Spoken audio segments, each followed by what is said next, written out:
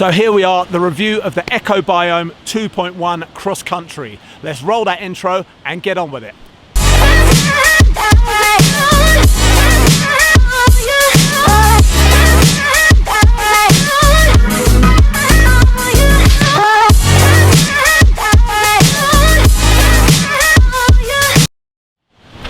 Hey, Felix from Fasting for Fitness back again, and we are here with the review of the Ecco Biom 2.1 cross country. Now this is a short-term review. I'll be doing like a mid-term review after the winter and then a longer-term review after say 11 or 12 months with the shoes. I'll do the same for the Ecco MX, but today we're concentrating on the Ecco Biom 2.1 cross country. Now I've done about 24 kilometers on this over 3 days, and these are just my initial thoughts. Now first of all, comfort out the box. I have a slight problem in that I'm kind of in between sizes, or I'm sort of two sizes. When I'm running in the summer, I'm like a 44. What is that? I think that's a US 10.5. But in the winter, I'm like, I can go down to like a 43. As the weather's pretty cold here at the moment, the shoes are just a touch too big. You might have seen in the previous video, I'm wearing them with 2 pairs of socks, like a pair of like thinner technical running socks and then a thicker hiking sock over the top.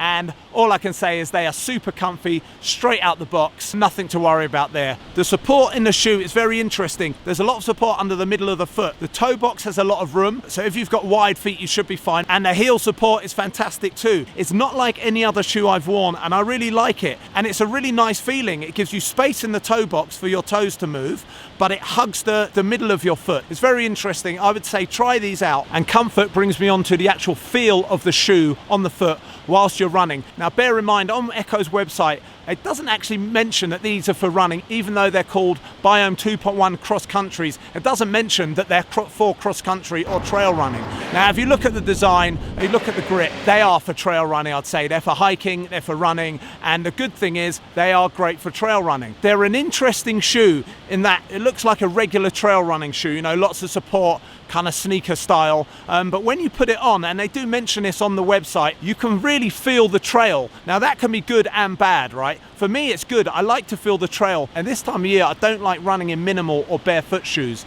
Now the good thing with this is you get that trail feel, but you've also got, you know, the support and the protection of a proper trail running shoe, but you can feel the trail, so you can feel the rocks and you can feel the contours of the trail and the type of surface you're on underfoot as you're running. For me, I like this. It makes me go quicker, it makes me feel more stable. These feel more like a minimal shoe, which, as I said, that could also be a negative. If you don't like that, if you don't like to feel the trail underfoot, if you don't like to feel the surface you're running on, if you don't like to feel rocks, then this might not be the shoe for you. I would give it a go anyway, because it's a very interesting shoe. I've never run in anything like it. I've either had a minimal shoe or a barefoot shoe. I've also had conventional trail running shoe with more cushioning, more protection. Now this is somewhere in between. I've had 100% dry feet in these shoes, and I've been splashing through streams and rivers and puddles and running through mud, and I get home and my feet are warm and dry and my socks are dry. And lastly, wear, and I don't mean wearing the shoes, I mean wear and tear on the shoes. Obviously I've been using these for less than a week, so there's no wear, but what I have noticed is they look really new still. I haven't been shy at all, been splashing through everything I can see, running through all the dirt I can find and all the mud I can find, and they look fine. You know, there's a few mud splatters, but they still look great.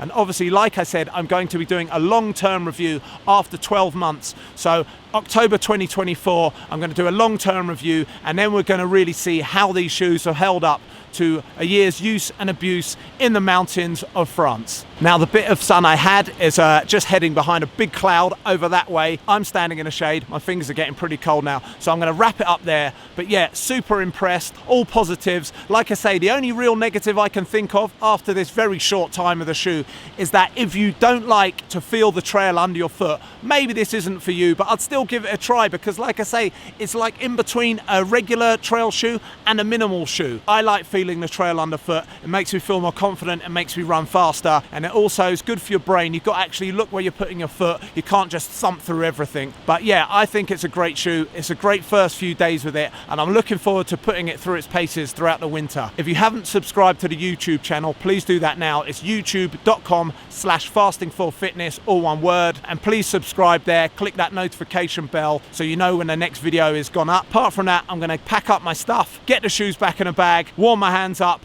and get home. Catch you on the next one. Later.